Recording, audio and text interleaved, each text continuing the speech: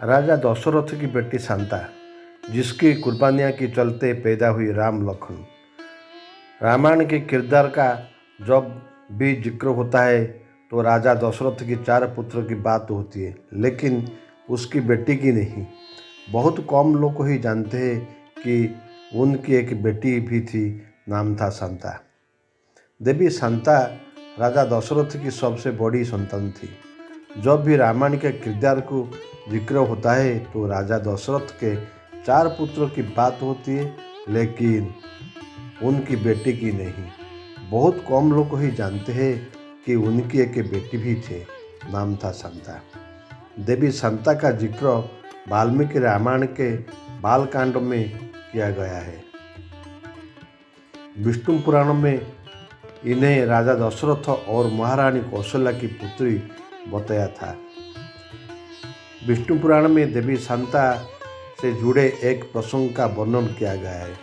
विष्णु पुराण के एक प्रसंग के मुताबिक एक बार रानी कौशल्या की बहन रानी वर्षिणी अयोध्या पहुंची।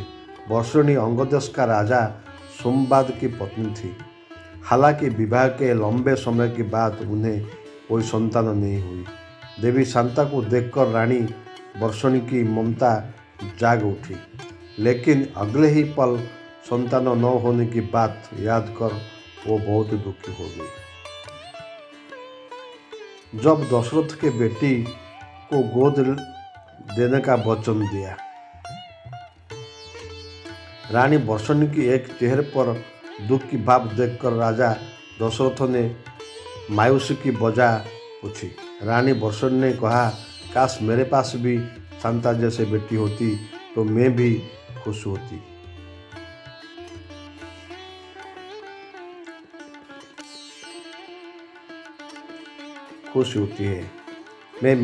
मैं भी मुस्कुराती। संतान की चाहत में रानी वर्षिणी ने शांता को गोद लेने का बात राजा दशरथ से कह दी। रानी वर्षिणी की व्यथा को देखकर राजा दशरथ ने अपनी बेटी शांता को गोद देने का वचन दे दिया। इसी तरह राजा की बेटी शांता अंग देश की राजकुमारी बन गई। देवी शांता का अगले लालन पालन उनकी मौसी ने किया।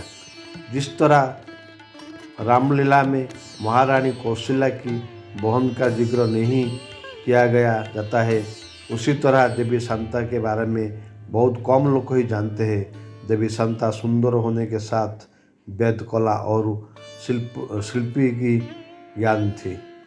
ऋषि श्रृंग के साथ हुआ था विवाह। देवी शांता का विवाह का प्रसंग भी व्यक्त किया गया है। एक बार की बात है जब रोमपद के राज्य में भूखे की हालत बन गई। हालत धीरे धीरे और बिगड़ने लगी। अकाल की स्थिति बनने पर राजा रोमपद ने ऋषि श्रृंग को आमंत्रित किया और समस्या का हल पूछा। ऋषि श्रृंग ने यज्ञ कराने की बात कही। पूरे विधि विधान के साथ यज्ञ कराया गया। राज्य में बारिश हुई और सभी के चेहरे खिल गए। देश की समस्या का समाधान करने पर राजा सोमदेव ने बेटी शांता का विवाह ऋषि के साथ कर दिया। कहा जाता है कि ऋषि श्रृंग महान मुनि थे। वो जहाँ रहते थे वहाँ शांत और समृद्धि बनी रहती थी। जहाँ कदम रखते ही वहाँ हरियाली रहती थी। जब देवी शांता ने किया त्याग, बेटी को गोद देने के बाद राजा दशरथ के कोई संतान नहीं हुई। राजा दशरथ की काफ़ी परेशान रहने लगे।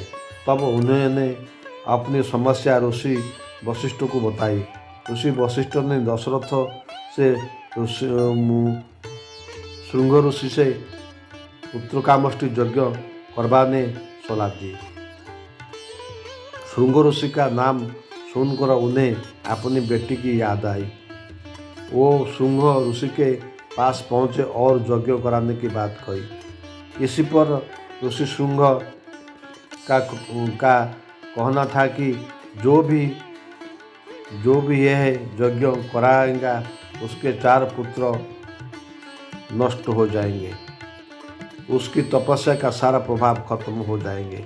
उन्होंने शांता से कहा, अगर मैंने यज्ञ कराए तो तुम्हें जंगल में रहना पड़ेगा। यह सुनकर देवी शांता ने उन्हें मनाया और कहा, मैं यह सब कुछ सह लूँगी, आप मेरी माता पिता के लिए ये यज्ञ करा दीजिए। इस तरह देवी शांता ने उन्हें यज्ञ के लिए राजी किया। श्रृंग ऋषि ने राजा दशरथ के संतान का प्राप्ति के लिए यज्ञ किया। यज्ञ सफल हुआ और राजा दशरथ के 4 पुत्र राम, भरत और जुड़वा लक्ष्मण और शत्रुघ्न का जन्म हुआ। इसी तरह देवी शांता ने राजा दशरथ के पुत्र के लिए त्याग किया। मित्रों, अगर मेरा वीडियो अच्छा लगा तो सब्सक्राइब करें।